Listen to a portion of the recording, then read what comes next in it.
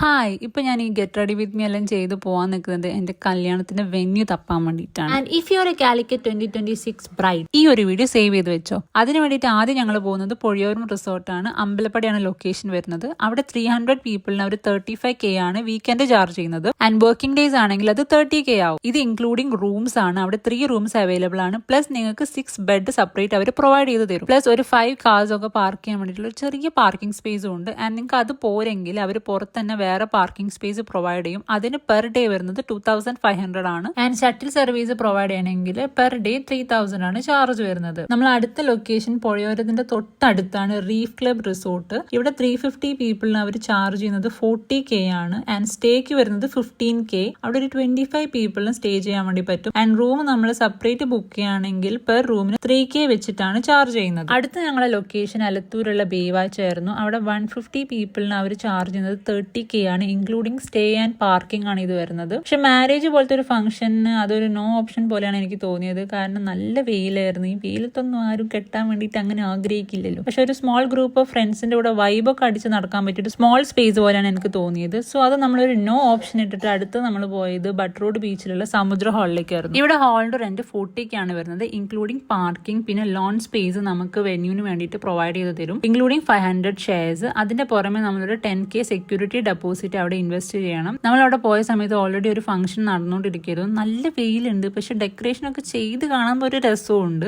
And അവിടെ അടുത്ത് തന്നെ ഫുൾ ഫ്ലവേഴ്സ് ഒക്കെ ആയിട്ട് ഒരു ചെറിയൊരു ലോൺ പോലത്തെ ഒരു സ്പേസും വരുന്നുണ്ട്. And it was really nice. ഇത് കഴിഞ്ഞിട്ട് നമ്മൾ പോയത് വേറെ ലൊക്കേഷനിലാണ്. അത് ഞങ്ങൾ അടുത്ത വീഡിയോയിൽ കാണിച്ചു തരാം. Okay, by.